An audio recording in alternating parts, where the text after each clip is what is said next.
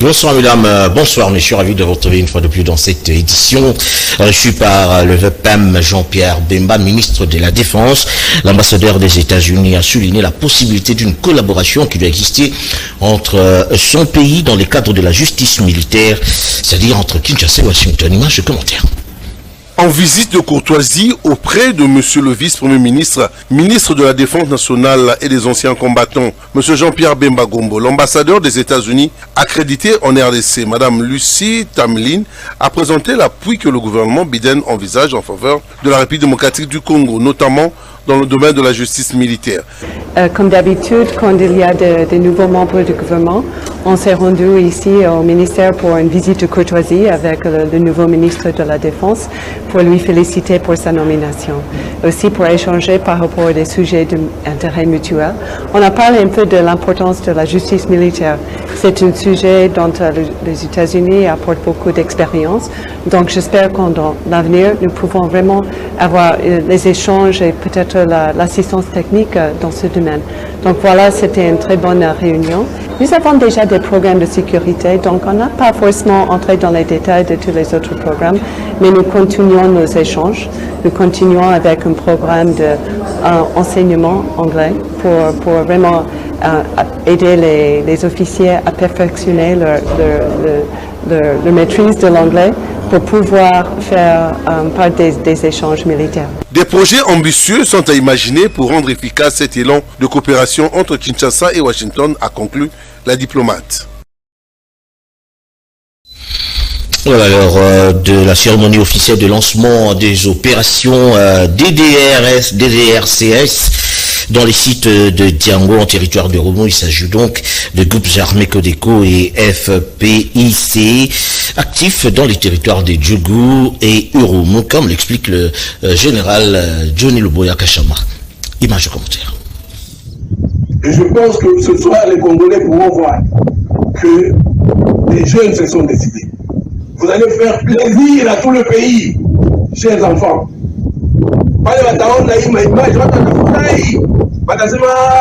Voilà les Ituriens.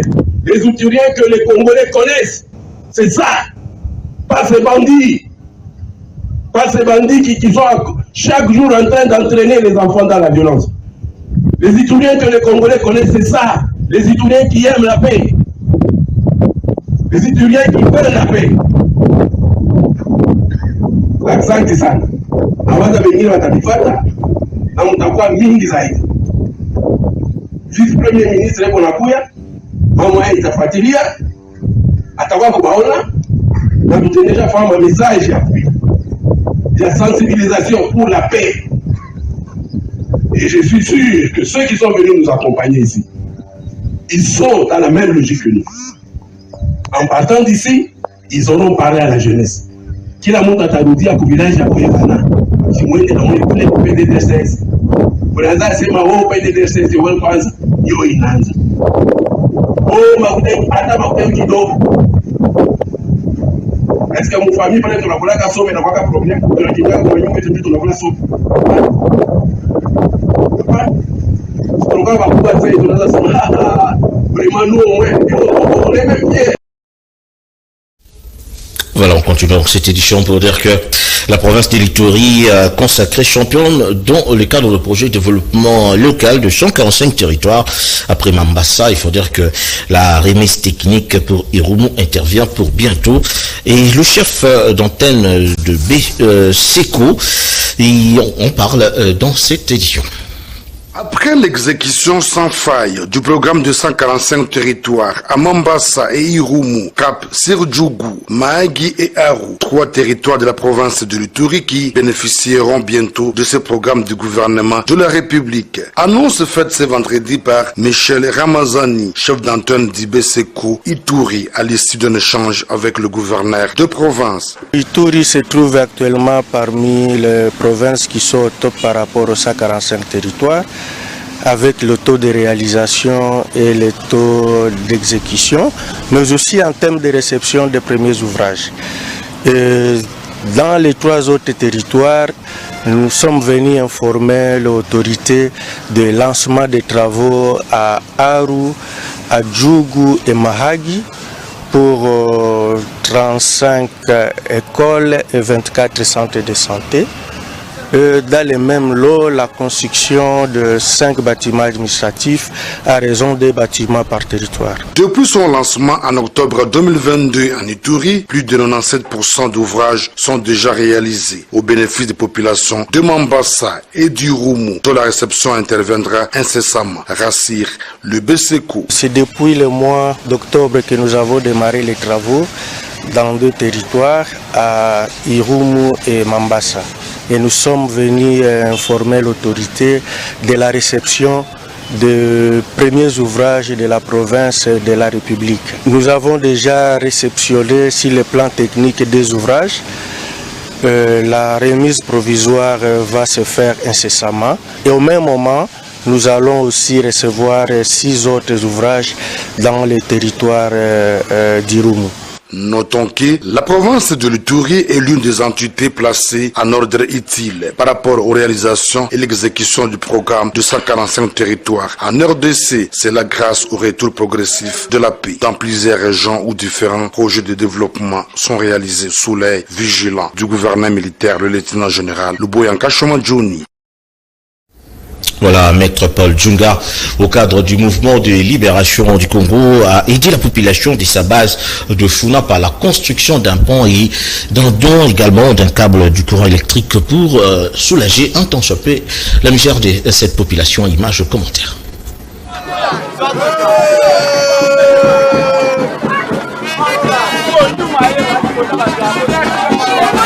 Le mouvement de libération du Congo, MLC, parti cher au chairman Jean-Pierre Bemba Gombo, à travers sa plus célèbre et populaire structure d'appui, la dynamique Maître Paul Djunga, a procédé le samedi 15 avril à l'inauguration d'un pont sur l'avenue Bukanga. Nous sommes dans la commune de Makala, Kinshasa. C'était en présence de Fidel Babala, secrétaire général du mouvement de libération du Congo, et tant d'autres cadres et membres de la dynamique Maître Paul Djunga. Nous sommes la dynamique Maître Paul Djunga, une structure d'appui du MLC. Et comme vous le savez, le MLC est symbolisé notamment par la fourmi, qui veut dire le travail, qui veut dire la solidarité, qui veut dire la discipline. Et nous avons pensé, nous la dynamique Maître Paul Djunga, que nous pouvions nous occuper du social de la population à travers ces quelques œuvres. Et vous le savez, le chef de l'État, son Excellence M. Félix Antoine Tshisekedi, l'a déjà si bien dit, le peuple est d'abord. Aujourd'hui, vous avez la concrétisation de cette parole qui n'est pas un slogan, le peuple est d'abord, et nous nous montrons proches de la population, et c'est ça même le credo de l'union sacrée. Nous avions essayé d'armer ce pont avec des barres de fer qui sont un peu solides, vraiment solides. Et je peux espérer que pour ne pas aller trop loin, 25 ans ou plus, la durée de ces ponts. Faisons d'une pierre deux coups. Maître Paul Djunga s'est rendu juste après cette cérémonie inaugurale au quartier Campinzi. Nous sommes à Yolo, dans la commune de Kalamou. L'objet de sa visite était de doter un câble électrique de plus d'une trentaine de mètres à la population de ce quartier pour permettre le rétablissement et d'électricité. Ce geste a été aussi salué par les habitants du Campinzi qui sont restés sans électricité pendant plus d'une année. Le directeur général de l'Office de voirie et drainage, Victor Toumba Tchikela, a effectué une visite guidée avec une grande délégation de l'OVD Kinshasa. C'était donc le samedi dernier. Question de palper du doigt les réalisations dans plusieurs chantiers de la ville. Image de commentaire. Quelques chantiers exécutés ou en cours d'exécution situés dans les 2 districts de la ville de Kinshasa ont été visités récemment par le DG de l'OVD Victor Toumba, accompagné du DPK Alain Chimbalanga ainsi que du SDT Julio Kisoso. Ces derniers a palpé du doigt l'évolution ou la fin de travaux entrepris par la direction provinciale de l'OVD Kinshasa. En effet, cette visite a démarré sur l'avenue Tourisme dans la commune d'Engalema où les ingénieurs de l'OVD ont travaillé d'arrache-pied pour la rendre praticable. Nous avions commencé la visite sur Zela Amaï, qu'on appelle communément Tourisme. La régie a commencé les travaux sur ces tronçons. Les tronçons qui étaient le plus dégradés ont été déjà traités parce que là, nous avons utilisé les pluvimixeurs. La délégation a poursuivi sa ronde. Elle a visité ensuite l'avenue de l'école pour s'imprégner de l'évolution des travaux de cette avenue qui s'exécute en béton armé. C'est là avec les normes de l'art. Il s'en est suivi la visite sur l'avenue Okapi dont la couche de roulement a été totalement renforcée en vue de rendre plus fluide la circulation dans ce coin de la capitale. Il y avait un effondrement sur l'avenue de l'école qui est déjà pris en charge, mais les travaux ne sont pas encore terminés. Et nous pensons que la DPK va activer très rapidement pour pouvoir terminer ces travaux-là. Le point de chute a eu lieu sur l'avenue Université à Yolo Capella où les travaux de grandes envergures s'exécutent. La couche de base est déjà posée. Très satisfait de résultats, le DG Toumba s'exprime en ce terme. Je suis satisfait du travail qui est abattu par la régie, c'est-à-dire la direction provinciale. Vous savez, c'est un coin très compliqué. Nous devions d'abord résoudre les problèmes d'assainissement. À partir des eaux qui viennent de la chaussée de Kimonza, c'est ce qui a été fait. Maintenant qu'on a résolu les problèmes d'assainissement, nous avions voulu maintenant travailler la chaussée. Vous voyez qu'on est presque sur la plateforme. Ça fait 108 mètres qui va être complètement bétonné.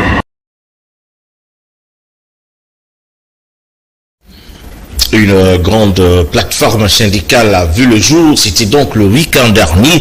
Le médecin, les avocats ainsi que plusieurs autres secteurs se sont retrouvés. Image et commentaire. Une méga plateforme vient d'être mise en place dénommée Synergie des organisations syndicales et de la société civile de la RDC. Elle regroupe notamment les médecins, les enseignants, les infirmiers, les agents et fonctionnaires de l'État, les professeurs d'université de la RDC, les magistrats, les avocats, les journalistes, les agents de la territoriale, les inspecteurs. Tous, à l'unanimité, ont décidé de mener ensemble la lutte face au gouvernement de la République pour les changements de conditions professionnels de tous les agents de l'administration publique en RDC. Cette plateforme a été sanctionnée par une assemblée générale à la salle de conférence du ministère des Affaires étrangères, au cours de laquelle une déclaration a été lue par les représentants du syndicat des médecins Sunamed. Que recommande la synergie? Les agents, cadres et fonctionnaires de l'État réunis à l'Assemblée générale recommande au gouvernement de la République ce qui suit. Réduire et rationaliser les dépenses publiques, surtout en matière des émoluments dus aux animateurs des institutions. Définir une politique salariale sur base des économies générées de la réduction du train de vie des institutions avec une proposition de salaire allant de 500 $ américains à 5 000 $ américains. Payer les agents de l'État dans le mois et non au-delà du mois. Respecter et appliquer les normes nationales et internationales en matière de retraite des agents de l'État. Demande au gouvernement de la République de se pencher urgemment sur ces questions en vue d'apaiser le climat de malaise et d'insécurité sociale dans le chef des agents, cadres et fonctionnaires de l'État. Le regroupement des organisations syndicales et de la société civile de la RDC va en découdre avec le gouvernement de la République si celui-ci continue à ne pas respecter ses engagements. Généralement, ne sont pas respectés après plusieurs protocoles d'accord signés avec les organisations de la société civile et celles des syndicats pour améliorer la situation salariale et sociale des agents publics. Voilà, ici on prend quelques réactions des syndicalistes qui ont pris part finalement à ces assises. Images et commentaires. Que les infirmiers sont les mal aimés et les mal payés de la République démocratique du Congo. Tout régime. Il faut dire que c'est l'obligation des travailleurs eux-mêmes.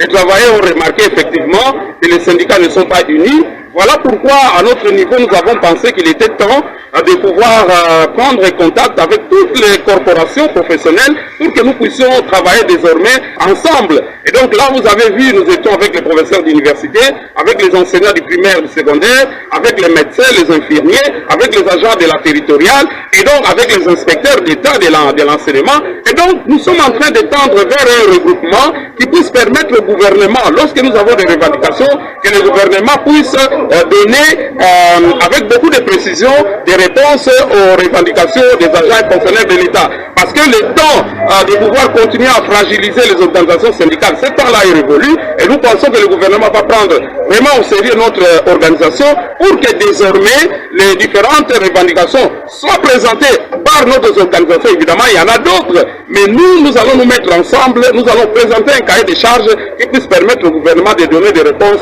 à nos différentes revendications. Dans une forme d'union sacrée et que nous aussi nous puissions véritablement dire à notre employeur, mais il faut respecter le dialogue social. Parce que le dialogue social que nous avons aujourd'hui, il est bancal. Hein, il n'est pas sincère, il n'est pas inclusif. Voilà pourquoi, avec ce qui vient de se faire, nous pensons que les retraités qui ont été, les enseignants qui ont été mis en retraite injustement, on va devoir les réhabiliter. Nous pensons que tous ces enseignants qu'on a désactivés abusivement vont être réactivés et on va devoir payer leurs arriérés. Tous les différents conflits de travail que nous avons, le gouvernement pourra donner des solutions à ces problèmes. Alors voilà, on clôture cette édition pour dire que le général Joaquin Mobandungila a été honoré par le sien, il faut dire la communauté Teke. C'était donc à l'issue d'une grande rencontre entre les fils et filles du plateau des Bateke. Image commentaire.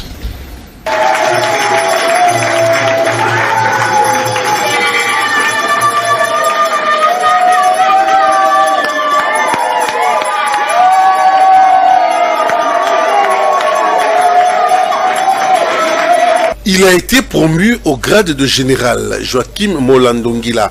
Les frères de Ebalé ont d'abord, lors de leur mot de circonstance, remercié le chef de l'État, Félix Antoine Tshisekedi, pour avoir élevé Joachim Molandongila. Au-delà de cette joie, mais il y a une certaine désolation à la suite des tueries et massacres qui se perpétuent bientôt une année au niveau du plateau des Bateke, dont la plupart des membres de la mutualité Ebalé sont originaires, d'où leur insistance afin que la paix puisse régner. Et nous rassurons au chef de l'État notre reconnaissance pour tout ce qu'il fait pour la communauté, puisqu'en espace d'une année, il a élevé 2 de nos frères au grade de général de brigade.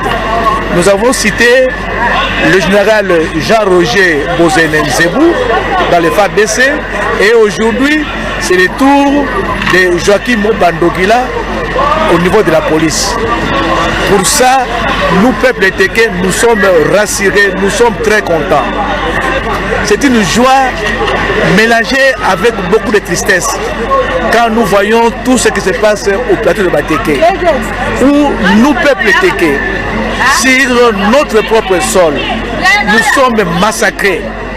Et nous avons saisi cette occasion pour lancer un appel vibrant à l'endroit du chef de l'État, pour que lui, comme garant de la nation, comme garant de la paix et de la tranquillité à travers les territoires nationaux, qui puisse intervenir pour que ces situations qui persistent depuis juin 2022 jusqu'à aujourd'hui, bientôt ça va faire une année. Il faut rappeler que la mutualité Ebalé est constituée des Teke, communément appelés Botswana, symbole de paix et de l'unité. À l'issue de cette rencontre, chacun a pu approcher le général promu pour des échanges et enfin garder en souvenir cette très belle journée.